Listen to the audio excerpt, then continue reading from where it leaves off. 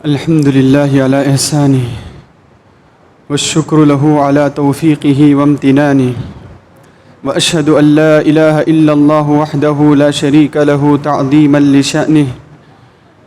والصلاة والسلام على النبي الداعي إلى رضوانه أما بعد فأعوذ بالله السميع العليم من الشيطان الرجيم من همزه ونفخه ونفثه بسم الله الرحمن الرحيم يا أيها الذين آمنوا اتقوا الله حق تقاته ولا تموتن إلا وأنتم مسلمون يا أيها الناس اتقوا ربكم الذي خلقكم من نفس واحدة وخلق منها زوجها وبث منهما رجالا كثيرا ونساء واتقوا الله الذي تساءلون به والأرحام إن الله كان عليكم رقيبا يا أيها الذين آمنوا اتقوا الله وقولوا قولا سديدا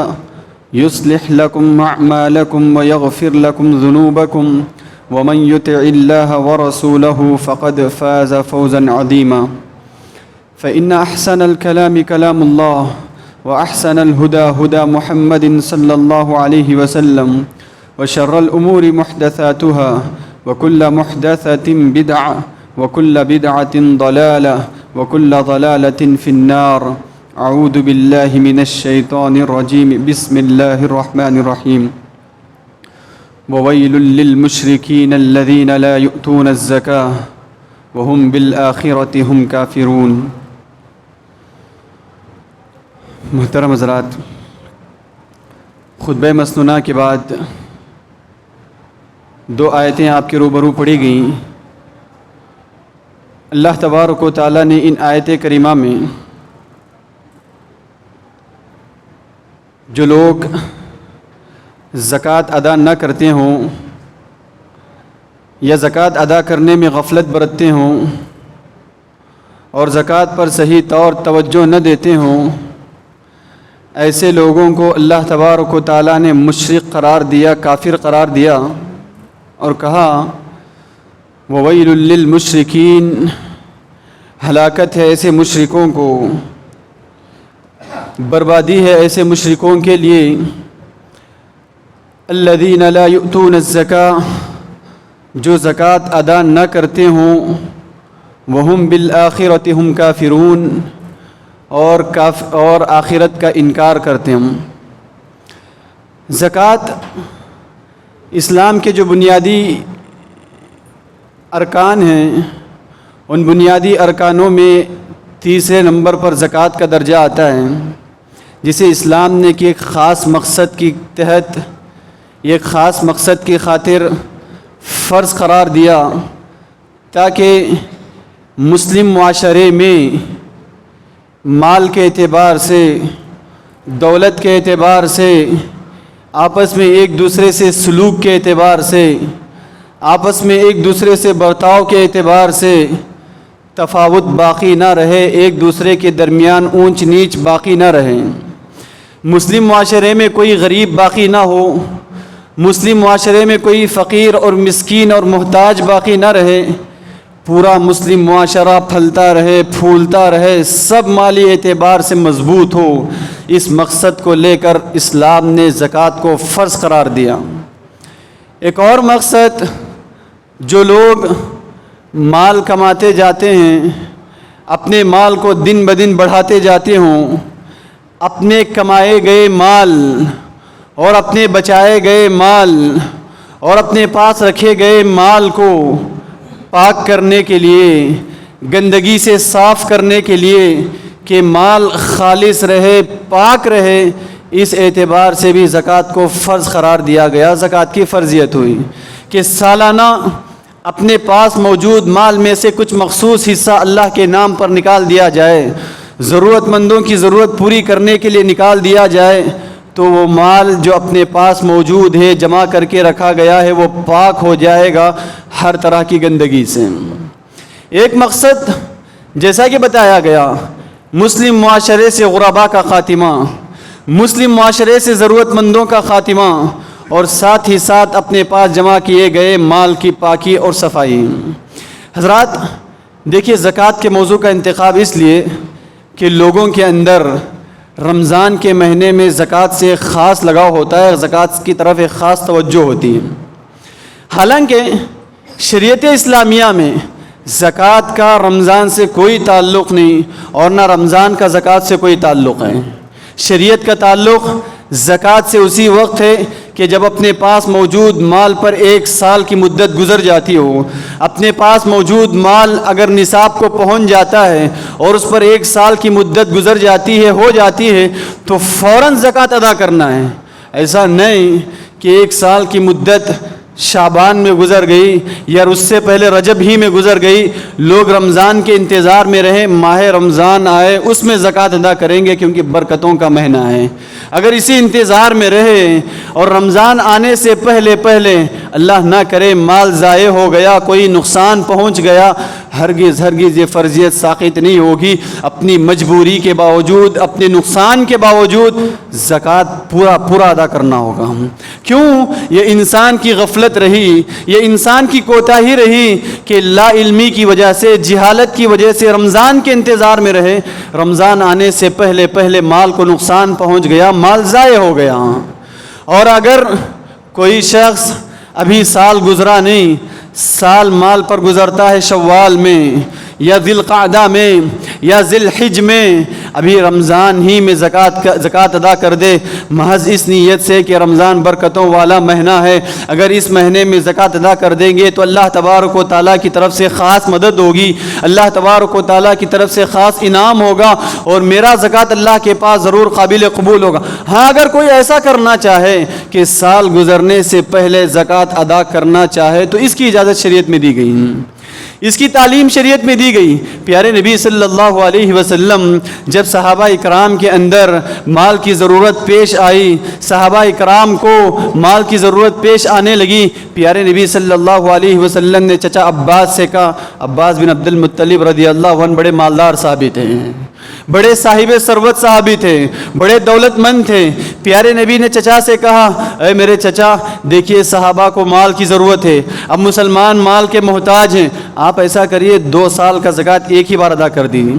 اس سال کا اور آئندہ سال کی زکوٰۃ بھی آپ اسی وقت ادا کر دیجیے تاکہ مسلمانوں کی ضرورت پوری ہو سکے، مسلمانوں کی مجبوری ختم ہو سکے، مسلمانوں کی حاجت مکمل ہو سکے۔ آپ 2 سال کی زکوٰۃ پہلے ہی ادا کر دیں۔ ہاں اگر کوئی وقت گزرنے سے پہلے زکوٰۃ ادا کرنا چاہے، یہ اچھی بات ہے کہ اگر کسی کی ضرورت دیکھ رہے ہوں، کسی کی تکلیف دیکھ رہے ہوں، کسی کی مجبوری دیکھ رہے ہوں، اس مجبوری اور تکلیف اور ضرورت کی خاطر اور رمضان کے مہینے کی برکتوں کا خیال کرتے ہوئے اگر کوئی سال گزرنے سے پہلے زکوٰۃ ادا کرنا چاہے تو بڑی اچھی بات ہے، لیکن زکوٰۃ میں سال گزرنے کے بعد تاخیر کرنا، لیٹ کرنا، یہ شریعت میں اچھا کام نہیں ہے، اچھا عمل نہیں ہے۔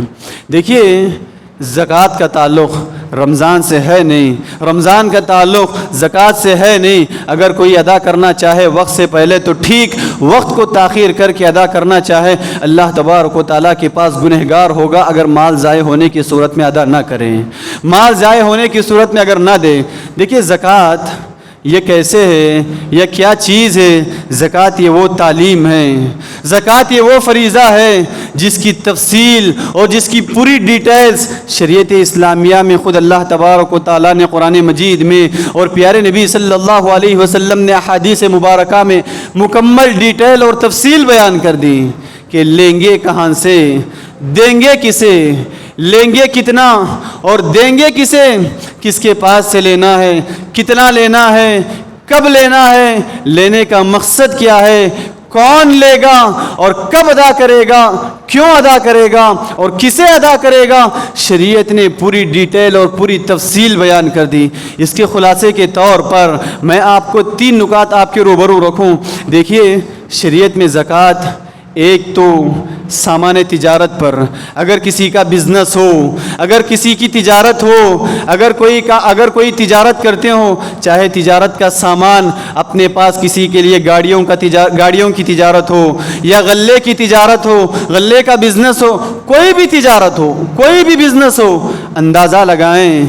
تخمینہ لگائیں، ایوریج نکالیں، کہ ایک سال کے لیے میرے پاس کتنا روٹیشن ہوتا ہے، کیونکہ کسی بھی بزنس میں کوئی بھی سامان ایک سال تک باقی نہیں رہتا ہے، کسی بھی تجارت میں کوئی بھی سامان تجارت ایک سال تک باقی نہیں رہتے ہیں۔ تو اپنی تجارت کا خیال کرتے ہوئے ایک سال کا ایوریج نکالیں کہ ایک سال میں میرے پاس روٹیشن کتنا ہوتا ہے، کتنا مال آتا ہے، کتنا مال میرے پاس رہتا ہے، کتنا مال میرے سے جاتا ہے، ایک سال کا اندازہ لگائیں۔ اگر ایک سال کا 1 لاکھ، 2 لاکھ، 3 لاکھ، 4 لاکھ اگر اس مناسبت سے ہو، جتنا مال کا روٹیشن ہوتا ہو، جتنا مال ایوریج نکلتا ہو، اس کا 2.5% 2.5% زکوٰۃ ادا کرنا۔ اپنی تجارت اور بزنس کی بات آئی تو تجارت اور بزنس میں پورے سال کا اندازہ لگا کر اس میں سے 2.5% زکوٰۃ نکالیں۔ دیکھیے، سونے کا اندازہ ہو، سونے کی قیمت کا اندازہ ہو تو شریعت نے کہا کہ اب کے ماحول کے حساب سے 85 گرام اگر سونا کسی کے پاس ہے، 85 گرام اگر سونا کسی کے پاس ہے، اگر وہی چاندی کی بات آئی 590 پر 5 گرام سونا چاندی اگر کسی کے پاس ہے تو اس کے لیے زکوٰۃ فرض ہے، زکوٰۃ ضروری ہے، اس میں سے 2.5% زکوٰۃ ادا کرنا ہے، 2.5% زکوٰۃ ادا کرنا ہے۔ دیکھیے، عہد رسالت میں سونے کا تعلق، چاندی کا تعلق پیسے سے تھا کہ وہاں کوئی خاص پیسہ نہیں، سونا پیسے کے حساب سے چلا کرتا، چاندی پیسے کے حساب سے چلا کرتی، تو لہٰذا آج کے ماحول میں اگر کسی کے پاس 85 گرام سونا نہیں اور اگر کسی کے پاس 590 پر 5 گرام چاندی نہیں تو اپنے پیسے، اپنے پاس موجود پیسہ اور اپنے پاس موجود مال کا اندازہ لگائیں۔ آج معاشرے میں 80 پر 5 گرام سونے کی جو قیمت لگتی ہو، اگر اتنا پیسہ اپنے پاس ہے تو زکوٰۃ فرض ہے، زکوٰۃ واجب ہے۔ اندازہ لگائیں، اپنے پاس موجود مال اگر 590 پر 5 گرام چاندی کی قیمت کو پہنچ جاتا ہو تو اپنے پاس موجود مال پر زکوٰۃ واجب ہے، زکوٰۃ فرض ہے، لیکن زکوٰۃ جس میں بھی نکالے 2.5% نکالنا ہے، 2.5% نکالنا۔ ایک چیز تو اس میں ہوئی، ایک چیز تو اس بات کی ہوئی کہ سامان تجارت میں پورے سال کا اندازہ لگانا ہے، پورے سال کا تخمینہ لگانا ہے۔ اپنے پاس موجود سونا چاندی میں معیار اس کا ہے کہ اگر سونا 80 پر 5 گرام ہے تب زکوٰۃ فرض، چاندی اگر 590 پر 5 گرام ہے اگر زکوٰۃ فرض۔ اور ویسے اگر اپنے پاس موجود پیسے کی بات آئی، اپنے پاس موجود اگر پیسے کا اندازہ ہو تو وہ سونے اور چاندی کی قیمت کے حساب سے اندازہ لگائیں، اگر اس کی قیمت کے حساب سے پیسہ موجود ہو تو زکوٰۃ ادا کرنا ہے۔ حضرات دیکھیے، زکوٰۃ کی جب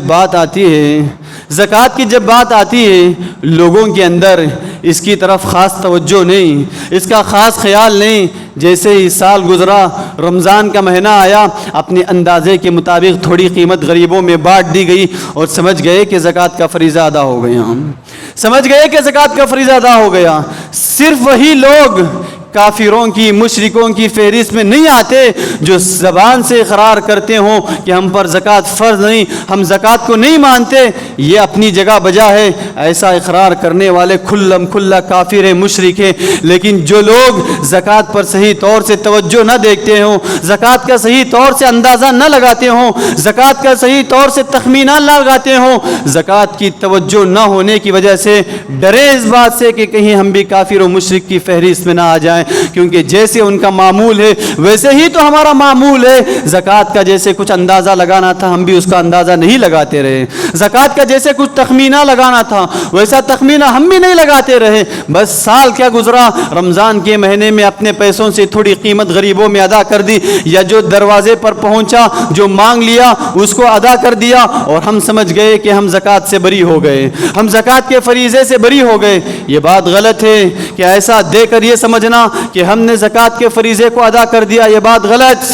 اپنے مال میں کچھ قیمت نکال کر لوگوں میں بانٹ دینا، یا لوگوں میں پیسہ بانٹ دینا، یا لوگوں میں سامان غلہ بانٹ دینا اور سمجھ جانا کہ ہم زکوٰۃ کے فریضے سے بری ہو گئے، یہ ہرگز ہو نہیں سکتا، یہ ہرگز ہو نہیں سکتا۔ جیسے شریعت نے آپ کو بتلایا کہ آپ زکوٰۃ کتنا نکالیں گے، تو شریعت نے ویسے ہی سامنے والے کے لیے بھی متعین کیا کہ آپ زکوٰۃ دیں گے تو کس کے لیے دیں گے۔ آپ زکوٰۃ ادا کریں گے تو کسے ادا کریں گے؟ زکوٰۃ دیں گے تو کسے دیں گے؟ شریعت نے 8 مصارف رکھے، 8 مصارف سے ہٹ کر اگر کسی کو آپ دیتے ہیں تو آپ کا زکوٰۃ قابل قبول نہیں ہے۔ آپ اگر جان بوجھ کر دیتے ہیں، جان بوجھ کر 8 مصارف کو چھوڑ کر کسی اور کو دیتے ہیں، آپ کا زکوٰۃ قابل قبول نہیں۔ آپ یہ سمجھ نہیں سکتے کہ آپ زکوٰۃ کے فریضے سے بری ہو گئے۔ شریعت نے کہا انما الصدقات للفقراء، سب سے پہلے اگر کوئی زکوٰۃ کے حقدار ہیں تو وہ فقیر، وہ محتاج جو کمانے سے قاصر ہوں، گھر چلانے سے قاصر ہوں، آپ کے دیے گئے مال زکوٰۃ کے علاوہ ان کا گھر چل نہ سکتا ہو، اگر آپ انہیں دیتے ہیں تو وہ سب سے پہلے زکوٰۃ کے حقدار ہیں۔ کہا انما الصدقات للفقراء والمساکین، ایسے مسکین جو کماتے تو ہوں، ان کے گھر میں کمانے والے تو موجود ہوں لیکن اتنی کمائی نہ ہوتی ہو جس سے گھر کی ضرورت پوری ہو سکتی ہو، اتنی کمائی نہ ہو سکتی ہو جس سے گھر والے پیٹ بھر کے کھانا کھا سکتے ہیں، اپنا گزارا کر سکتے ہوں۔ اگر اتنی کمائی نہ ہو سکتی ہو، انہی لوگوں کو شریعت نے مسکین قرار دیا۔ اگر ایسے لوگوں کو ڈھونڈ کر دیتے ہیں تب چل کے آپ کے حق میں زکوٰۃ کا فریضہ ادا ہوا اور آپ کا زکوٰۃ قابل قبول ہوا۔ والمساکین والعاملین علیہا، جہاں زکوٰۃ کا اجتماعی نظام ہو، خاص کر لوگ زکوٰۃ کو جمع کرتے ہوں اور غریبوں کو تلاش کر کے تقسیم کرتے ہوں، جو یہ ذمہ ادا کریں، جو یہ فریضہ ادا کریں کہ زکوٰۃ کے مال کو جمع کریں، زکوٰۃ کے مال کو اکٹھے کریں اور غریبوں کے پاس لے جا کر پہنچائیں، تو یہ جو کام کرنے والے ہیں زکوٰۃ کے سلسلے میں، انہیں زکوٰۃ کا مال دیا جائے گا، زکوٰۃ کے مال سے ان کی مدد کی جائے گی۔ کہا والمؤلفۃ قلوبہم، دیکھیے موجودہ ماحول میں، موجودہ معاشرے میں زکوٰۃ کے اس فریضے پر عمل کرنا بہت ضروری ہے۔ حالات کا تقاضا ہے کہ آج موجودہ معاشرے میں جیسے کچھ حالات ہیں، ان حالات کے لحاظ سے زکوٰۃ کے اس مصرف پہ عمل کرنا بہت ضروری ہے۔ قرآن مجید نے کہا اگر کسی غیر مسلم کو دیکھتے ہو وہ اسلام کے تعلق سے اچھا رجحان رکھتا ہے، اسلام کے تعلق سے اچھی سوچ رکھتا ہے، لیکن وہ غیر مسلم ہے، کافر ہے، مشرک ہے، تو زکوٰۃ نکالنے والے ایسے لوگوں کا خیال کریں، ایسے لوگوں کو زکوٰۃ کا پیسہ دیں، زکوٰۃ کا مال دیں، تاکہ آپ کے مال زکوٰۃ کو دیکھ کر، آپ کی رحم دلی کو دیکھ کر وہ اسلام قبول کر لے، وہ مسلمان ہو جائیں۔ اور دوسری چیز، اگر کوئی ایسا کافر جو مسلمانوں کا سخت دشمن ہو، اگر اس کو مال زکوٰۃ دیں گے تو وہ مسلمانوں کو تکلیف نہیں پہنچائے گا، تکلیف پہنچانے سے باز آئے گا، تو ایسے کافر اور مشرک کو بھی زکوٰۃ ادا کرنے کی فکر کریں، زکوٰۃ ادا کرنے کا خیال کریں۔ اور اگر ایسے نو مسلم ہیں جو نئے نئے مسلمان ہیں، ابھی ابھی اسلام کی حالت میں آئے لیکن کمزور ہیں، لاچار ہیں، غریب ہیں، فقیر ہیں، مسکین ہیں، اگر آپ مال زکوٰۃ نہ دیں تو ہو سکتا ہے کہ کوئی اور مال دے کر انہیں اسلام سے پھرا سکتا ہے، اسلام سے واپس پلٹا سکتا ہے۔ ایسے لوگوں کا خیال کریں اور ایسے لوگوں تک مال زکوٰۃ پہنچائیں تاکہ وہ اپنی زندگی کو مستحکم بنا سکیں، اپنی زندگی کو مضبوط بنا سکیں، اپنی معیار زندگی کو مضبوط کر کے اسلام پر ثابت قدم رہ سکیں۔ اگر آپ نے یہ کام نہ کیا، آپ دیکھ رہے ہیں کوئی نو مسلم ہے، آپ دیکھ رہے ہیں کوئی نیا مسلمان ہے، اگر آپ ان کی طرف زکوٰۃ کے مال کی ادائیگی کی توجہ نہ کرتے ہو تو آج غیر مسلموں کا رجحان ایسا ہے، غیر مسلموں کا عمل ایسا ہے، خصوصاً عیسائیوں کی نظر پوری ایسے لوگوں پر ہوتی ہے کہ جو غریب ہیں، لاچار ہیں، انہیں مال دے کر اسلام سے پھرا کر ان کو عیسائی بنا دیا جائے۔ اگر آپ خیال نہ کریں تو آپ مجرم قرار پائیں گے، میں اور آپ مجرم قرار پائیں گے ایسے لوگوں سے، اسلام کے پھرنے کی وجہ سے، ایسے لوگوں کو اسلام پر نہ جمانے کی وجہ سے۔ تو ایسے لوگوں کا خیال کریں جو نو مسلم ہیں، ابھی ابھی مسلمان ہوئے۔ اور ساتھ ہی ساتھ اگر کوئی غلام ہے تو غلام کو آزاد کرنے کے لیے بھی مال زکوٰۃ سے استعمال کیا جا سکتا ہے۔ موجودہ ماحول میں اس کی صورت دیکھیں، اگر مسلمانوں کو ناحق الزامات میں قید و بند کی نظر کر دیا گیا، جیل کی نظر کر دیا گیا، اگر ایسے مسلمان جو صاحب استطاعت ہونے کے باوجود الزامات کی زد میں لگا کر، الزامات میں پھنسا کر قید کی نظر کر دیا گیا ہو، انہیں آزاد کرانے کے لیے اگر آپ کا مال کام آ سکتا ہو تو وہاں بھی مال زکوٰۃ خرچ کر سکتے ہیں۔ اور ایک اور مصرف، چھٹا مصرف اسلام کا یہ ہے، زکوٰۃ کا چھٹا مصرف یہ کہا جو قرضدار ہونے کے ساتھ ساتھ محتاج ہیں، قرضدار ہونے کے ساتھ ساتھ غریب ہے، قرضدار ہونے کے ساتھ ساتھ صاحب استطاعت نہیں ہے، قرضے کو ادا کرنے کی طاقت نہیں، آپ اگر مال زکوٰۃ دیں گے تبھی قرضہ ادا ہوگا۔ اگر ایسا کوئی شخص ہے تو اس کو قرض کے بوجھ سے آزادی دلانے کے لیے مال زکوٰۃ استعمال کر سکتے ہیں، مال زکوٰۃ دے سکتے ہیں۔ آج معاشرے میں لوگ اپنے قرضے کے آزادی کے لیے، اپنے آپ کو قرضے سے چھڑانے کے لیے طاقت ہونے کے باوجود، استطاعت ہونے کے باوجود لوگ اس مصرف کا استعمال کرتے ہوئے اپنے آپ کو ہی قرضے سے آزاد کر لیتے ہیں، اپنے آپ کا قرضہ ہی ادا کر دیں، اپنی زکوٰۃ کا مال، اپنا قرضہ۔ جو شخص صاحب استطاعت ہو، صاحب زکوٰۃ ہو، وہ محتاج کیسے ہوا؟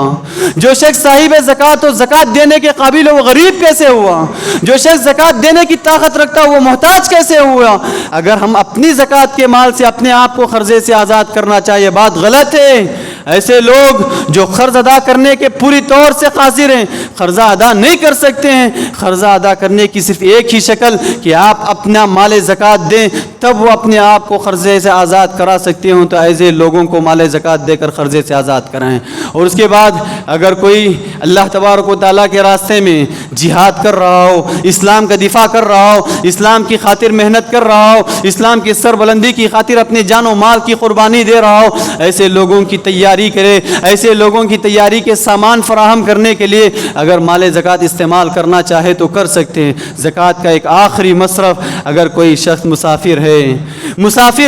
مسافر ضروری نہیں کہ غریب ہو، مسافر اگر مالدار بھی ہے، مالدار اگر حالت سفر میں محتاج ہو جائے، پیسہ گم ہو گیا، ضرورت مند ہو گیا، اب وہ مانگنے کے لیے آ گیا، اگر آپ دیکھ رہے مالدار ہے، اچھا کھٹا نوجوان ہے، دیکھنے سے صاحب دولت لگ رہا ہے، اس کے باوجود اگر اسے مال زکوٰۃ دینا چاہیں تو دے سکتے ہیں، تاکہ وہ اس سفر کی تھکان، سفر کی مشقتوں کو ختم کر کے اپنی منزل کو بآسانی پہنچ سکے۔ دیکھیے سفر یہ زکوٰۃ کے لیے سبب ہے، نہ کہ مالداری، نہ کہ محتاجی۔ اگر مالدار بھی سفر میں محتاج ہو جاتا ہے، ضرورت مند ہو جاتا ہے، پیسے گم ہونے کی شکل میں، پیسے ضائع ہونے کی شکل میں، اگر وہ بھی مانگنے کے لیے آ جائے، ہاتھ پھیلا دے، اگر اسے بھی مال زکوٰۃ دینا چاہیں تو دے سکتے ہیں۔ ان 8 مصارف کو چھوڑ کر فقراء، مساکین، زکوٰۃ پر کام کرنے والے، اور اگر تالیف قلب کے لیے غیر مسلم ہو یا نئے مسلمان ہو، یا کسی کو قید سے آزاد کرنے کے لیے، یا کوئی قرض دار ہو جو زکوٰۃ کے اموال کے علاوہ کسی اور راستے سے قرض ادا نہ کر سکتا ہو، یا اللہ تبارک و تعالیٰ کے راستے میں مجاہدین کو دینا ہو یا مسافروں کو دینا ہو، ان 8 مصرف سے ہٹ کر کسی بھی راستے میں اگر زکوٰۃ ادا کرتے ہیں تو زکوٰۃ ناقابل قبول ہے۔ دیکھیے اگر کوئی شخص ہمارے دروازے پر آ کر مانگے، میں محتاج ہوں، میں غریب ہوں، آپ نے اس کو زکوٰۃ کا مال ادا کر دیا، تو یہ دلیل اس بات کی نہیں کہ وہ محتاج ہے۔ لوگوں کے اندر یہ رجحان بڑھ گیا، لینے والا لیتا رہا، دینے والا دیتا رہا۔ افسوس تو اس بات پہ ہے مسلمان سالوں سے زکوٰۃ لینے کے باوجود اپنے آپ میں فخر کرتے ہوئے دروازوں پہ آ کے لڑ پڑتے ہیں، بحث کرتے ہیں، اتنے سالوں سے ہمیں زکوٰۃ دیا جا رہا، آج کیوں زکوٰۃ سے محروم کیا جا رہا ہے، آج کیوں زکوٰۃ نہیں دیا جاتا ہے؟ ہم کئی سالوں سے لیتے آ رہے ہیں۔ افسوس ہے کہ اپنی مجبوری اور لاچاری کا اظہار کسی کے دروازے پر پہنچ کر سالوں کی مجبوری، سالوں کی لاچاری کا اظہار کرتے ہوں۔ یہ انسان کی فطرت ہے، جب لینے کی عادت پڑ جاتی ہے تو ضرورت پوری ہونے کے بعد بھی لینے کی عادت نہیں جاتی ہے۔ یہ انسان کی فطرت ہے، جب ہاتھ پھیلانے کی عادت پڑ جائے تو ضرورت ختم ہونے کے بعد بھی ہاتھ پھیلانے کی عادت نہیں جاتی ہے۔ اسی لیے دینے والوں کو چاہیے کہ اس بات کی طرف خاص توجہ دیں، خاص خیال رکھیں آپ کس کو دے رہے ہیں، کیونکہ یہ آپ کا اپنا فریضہ ہے۔ لینے والے تو اپنی چیز لے کر لوٹ جائیں گے، لینے والے تو اپنی ضرورت پوری کر کے لوٹ جائیں گے۔ کوئی مانگنے آیا، آپ نے اس کی مجبوری دے کر لوٹا دیا، یہ آپ کا فریضہ ہے، آپ کو اللہ کے پاس جواب دینا ہے، یہ آپ کی ذمہ داری ہے، آپ کو اللہ کے پاس جواب دینا ہے کہ آپ نے اس کو صحیح طور سے ادا کیا کہ نہیں ادا کیا۔ اسی لیے زکوٰۃ کے معاملے میں خاص توجہ ہو، خاص خیال ہو، دیکھیے کہ آپ زکوٰۃ صحیح طور نکال رہے ہیں کہ نہیں نکال رہے ہیں ساری چیزوں میں، اور صحیح طور لوگوں کو ادا کر رہے ہیں نہیں ادا کر رہے ہیں، تب یہ دونوں طرف سے صحیح ہو، آپ کی طرف سے بھی صحیح ہو اور مصرف کی طرف سے بھی صحیح ہو، تب چل کے آپ کا زکوٰۃ قابل قبول ہوگا۔ ورنہ جو ماحول چلا آ رہا ہے، روزانہ سالانہ کچھ پیسے نکال دیے اور باہر موجود لوگوں میں تقسیم کر دیے، بانٹ دیے، اور اپنے آپ میں سمجھ گئے کہ ہم نے زکوٰۃ کا فریضہ ادا کر دیا۔ یاد رکھیے حقیقت میں یہ زکوٰۃ کا فریضہ نہ ادا ہوا۔ پیارے نبی صلی اللہ علیہ وسلم نے فرمایا، ما منع قوم الزکوٰۃ الا ابتلاہم اللہ بالسنین، جو لوگ زکوٰۃ کے فریضے کو نہ ادا کریں ایسی ہی قوم میں اللہ تبارک و تعالیٰ قحط سالی اتار دیتا ہے، ایسی ہی قوم کو اللہ تبارک و تعالیٰ بھوک و پیاس میں تڑپا کے مار دیتا ہے۔ جو لوگ زکوٰۃ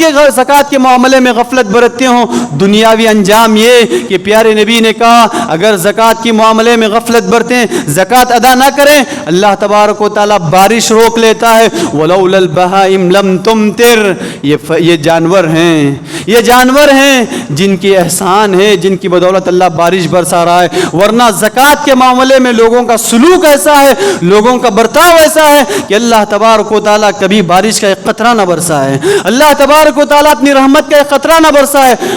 جائزہ لے کے دیکھیں اپنے معاشرے کا، کتنے ایسے لوگ ہوں گے جو زکوٰۃ کا صحیح نظم قائم کرتے ہوں، اپنی اسی سلوک کی وجہ سے اللہ تبارک و تعالیٰ بارش کو روک لیتا ہے۔ یہ جانوروں کا احسان ہے کہ جانوروں کی بدولت اللہ تبارک و تعالیٰ بارش برساتا ہے، ورنہ انسان کے گناہ، انسان کی معصیتیں ایسی ہیں کہ رحمت کا ایک قطرہ اس زمین پر نہ برسے اللہ تبارک و تعالیٰ اپنی رحمت اور بارش سے پوری طرح محروم کر کے رکھ دے۔ یہ دنیاوی عذاب رہا، یہ دنیاوی سزا رہی، صرف اتنا ہی نہیں، اللہ تبارک و تعالیٰ قیامت کے دن بھی جو لوگ زکوٰۃ کے معاملے میں غفلت برتتے ہوں، زکوٰۃ کے معاملے میں لاپرواہی برتتے ہوں، اللہ تبارک و تعالیٰ نے فرمایا یوم یحمى علیہا فی نار جہنم فتکوی بہا جباہہم وجنوبہم وظہورہم، جو لوگ زکوٰۃ ادا نہ کرتے ہوں، مال کی زکوٰۃ نہ دیتے ہوں، اللہ تبارک و تعالیٰ نار جہنم میں مال کو تپائے گا، گرم کرے گا، اللہ بازوؤں کو داغے گا، اللہ پیٹھ کو داغے گا، اللہ پورے جسم کو داغے گا، محض زکوٰۃ ادا نہ کرنے کی وجہ سے، زکوٰۃ نہ دینے کی وجہ سے، مال کا زکوٰۃ ادا نہ کرتے ہو، یہی مال کل روز قیامت جہنم میں اجدے کی شکل میں آئے گا اور اپنے انسان کے جبڑوں کو پکڑ کر کہے گا انا مالک انا کنزک، میں تمہارا مال ہوں جو تم زکوٰۃ نکالے بغیر اپنے پاس جمع کیا کرتے ہیں، میں تمہاری دولت ہوں جو زکوٰۃ نکالے بغیر تم اپنے پاس رکھا کرتے۔ یہ اجزا اگر اپنی غلطی کا احساس دلائے گا، انسان کو اپنی غلطی کی طرف توجہ دلائے گا۔ دیکھو دنیا میں غفلت کا کیا نتیجہ ہوا کہ آج اللہ تبارک و تعالیٰ نے نار جہنم میں اس طرح کی سخت وعید سے دوچار کیا، سخت عذاب سے دوچار کیا۔ حضرات، زکوٰۃ کا فریضہ یہ اسلام کا بنیادی فریضہ ہے۔ جیسے نماز چھوڑنا یہ ایک بہت بڑا جرم ہے، نماز ترک کرنا بہت بڑا جرم ہے، تو اسی طرح زکوٰۃ چھوڑنا اور زکوٰۃ کے معاملے میں سستی کرنا بھی بہت بڑا جرم ہے۔ جو بھی شخص پانچوں ارکان میں مضبوط رہے گا، کلمہ توحید کے اقرار میں، نماز میں، زکوٰۃ میں، روزے میں اور استطاعت کی صورت میں خانہ کعبہ کے حج کرنے میں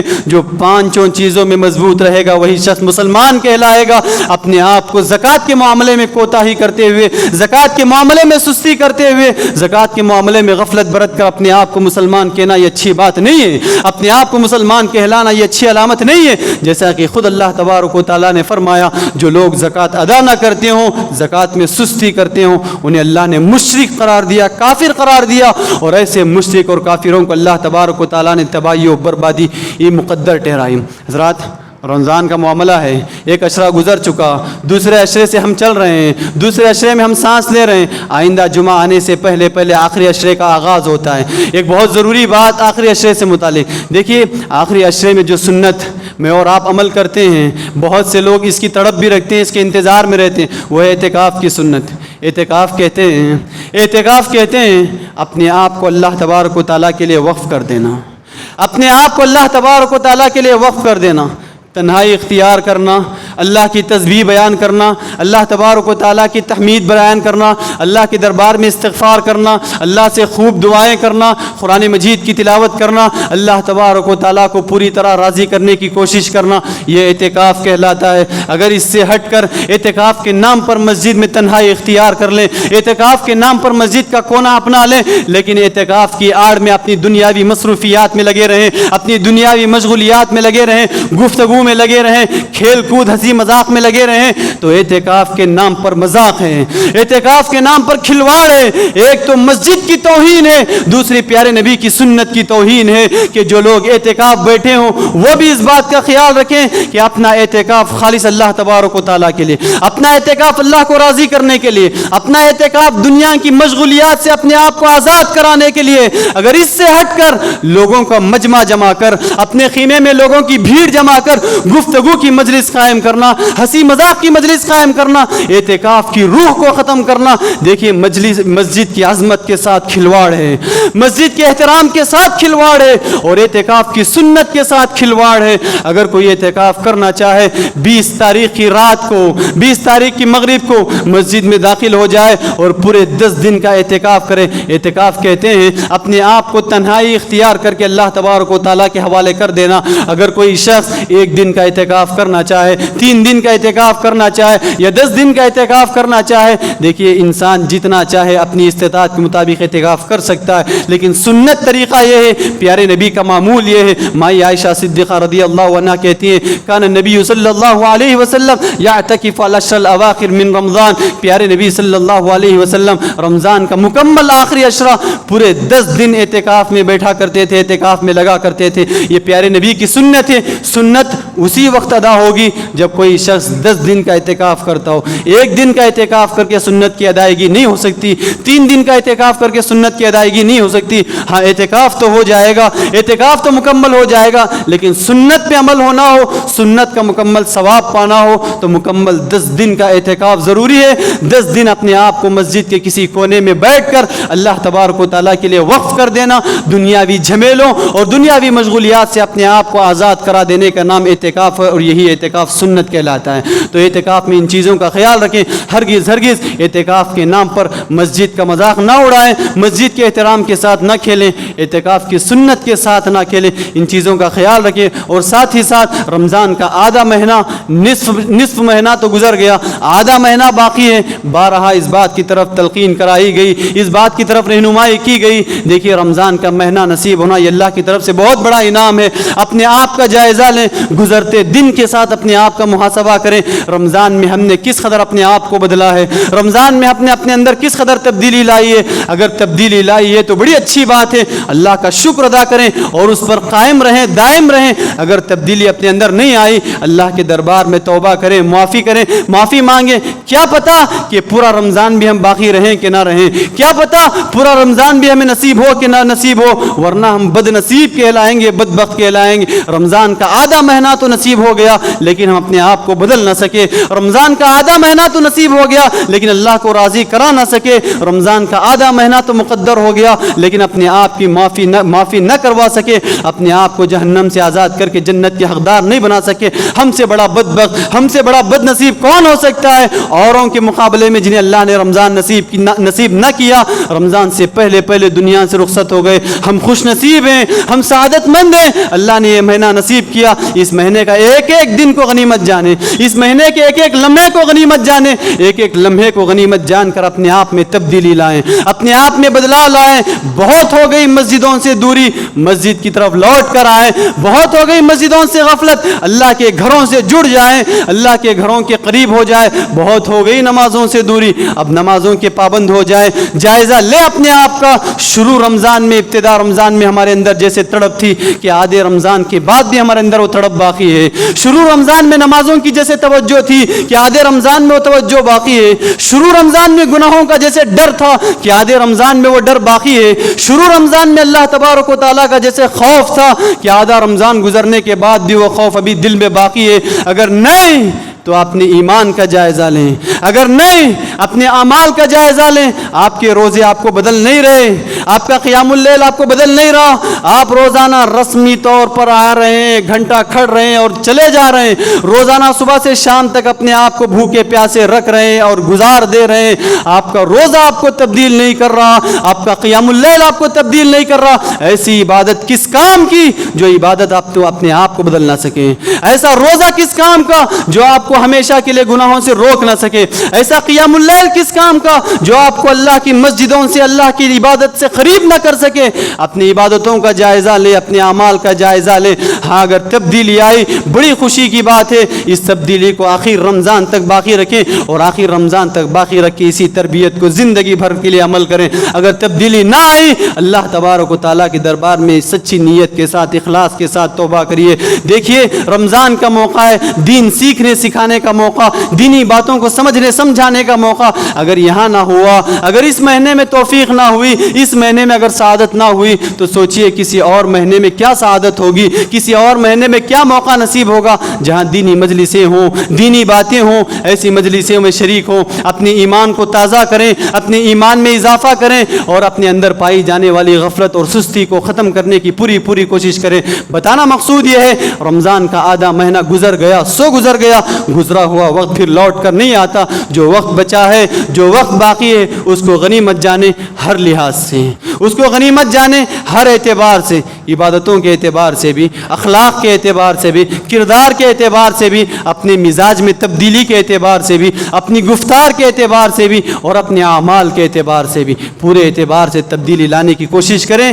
یہ سعادت مند جو ہمیں رمضان نصیب ہوا، اس رمضان کی نعمت کا احساس اپنے دل میں پیدا کر کے اللہ تبارک و تعالیٰ کو راضی کرنے اور خوش کرنے کی پوری کوشش میں لگے رہیں۔ دعا ہے رب العزت سے کہ اللہ تبارک و تعالیٰ کہیں سنی باتوں پر عمل پیرا ہونے کی توفیق نصیب فرمائے۔ اللہ تبارک و تعالیٰ اسلام کے جو بنیادی ارکان ہیں انہیں صحیح طور جاننے اور ان کے مطابق اللہ تبارک و تعالیٰ عمل پیرا ہونے کی توفیق نصیب کرے۔ اللہ جب تک اس دنیا میں رکھے صحیح اسلام اور ایمان پر باقی رکھے، جب خاتمہ ہو تو کلمہ توحید لا الہ الا اللہ پر ہو۔ اللہم آمین وآخر دعوانا الحمد للہ رب العالمین۔